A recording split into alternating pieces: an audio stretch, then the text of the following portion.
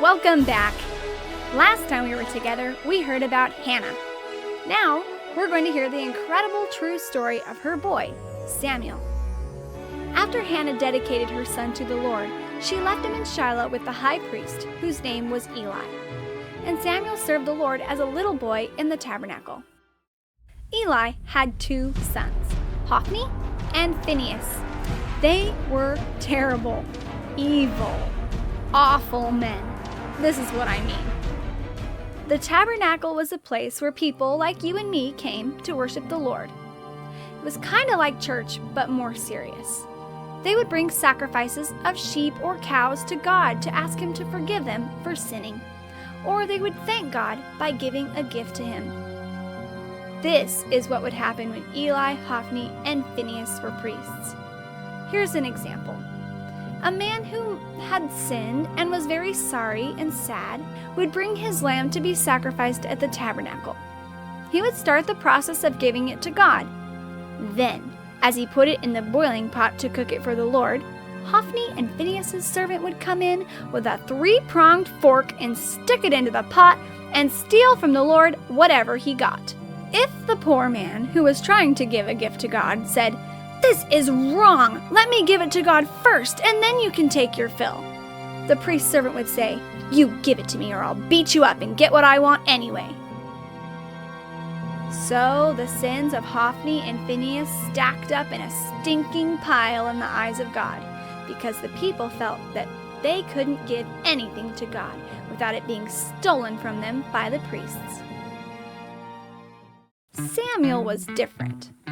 His purpose was to be a servant of God, and although he was just a little boy, he knew he belonged to the Lord, and he loved to do what was right.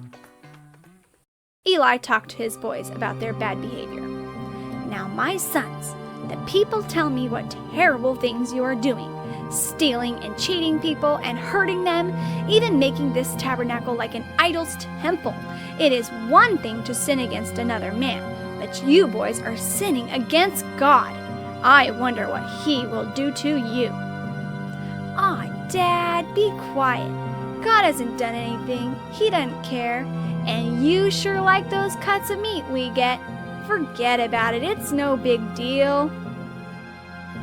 One day, a prophet came to Eli and said, "God says, I chose your father and your grandfather and great-grandfather to be my special servants, set apart from the people for holiness. I give you the honor of having the job of serving me, and you spit on me and kick at the gifts people give me, which I told them to give.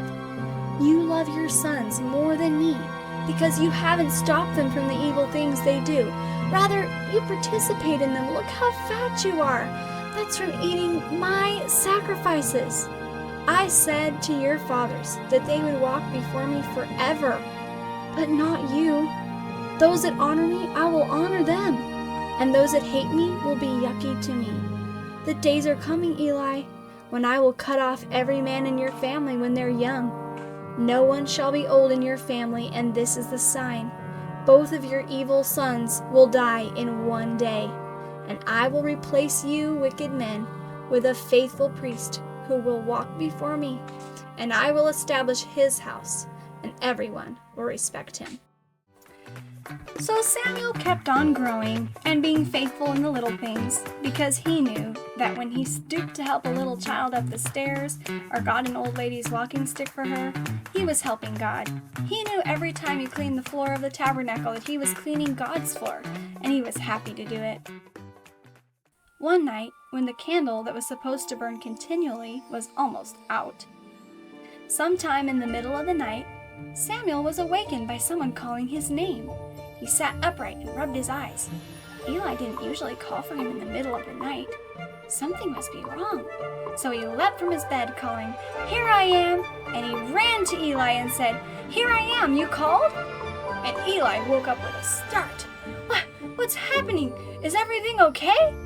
"Oh yes, everything is fine. What can I do for you, sir? You called me." "I did? I don't remember calling you. I must have called you in my sleep. I'm sorry, son. Go back to bed. I didn't call you." So Samuel went back and lay down, And before he was asleep, he heard it again, distinctly. "Samuel!" "Now that must be Eli," thought Samuel. "He's the only one who would call me." So up bounced Samuel and he ran to Eli. "Here I am, sir." "Go back to bed, Samuel. I did not call, nor do I appreciate being woken up at this hour of the night."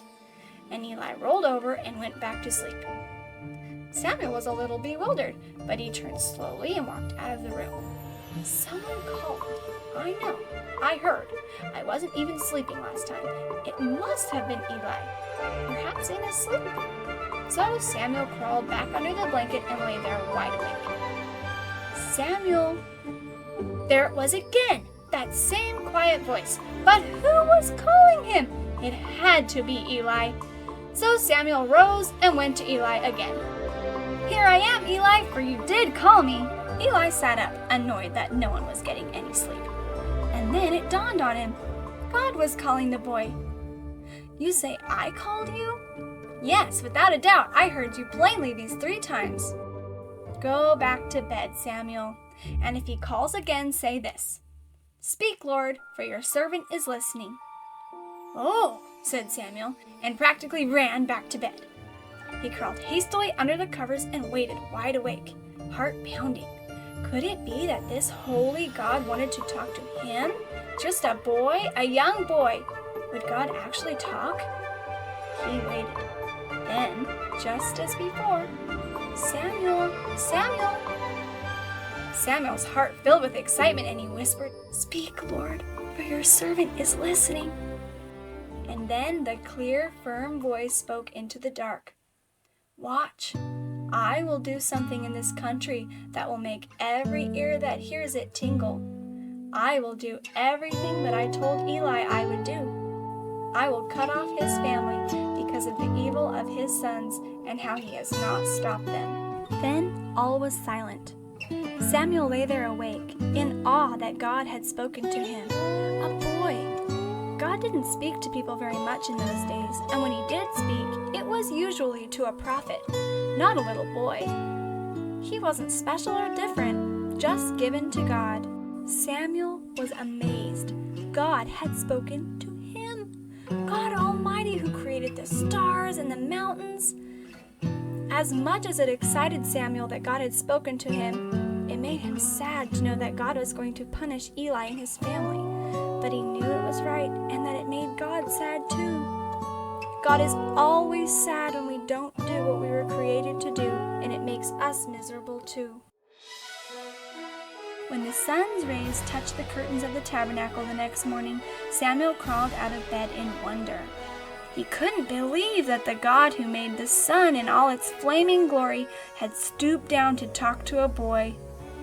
Samuel arose and went to the doors of the tabernacle. As he opened them, the light streamed in.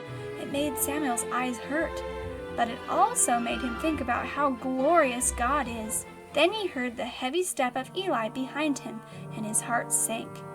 He loved Eli and didn't want to see God's judgment on him, but he knew it was right.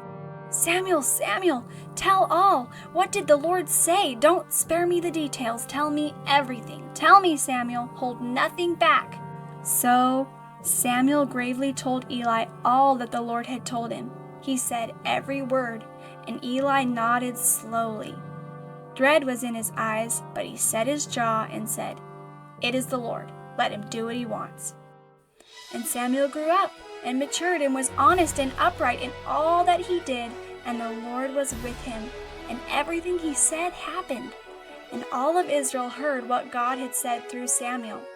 Well, that's the end of our story for this time. Next time, I'll tell you one of my favorites. I get so excited when I think about it. You're gonna laugh at God's enemies right along with me as we hear about the strength of our God.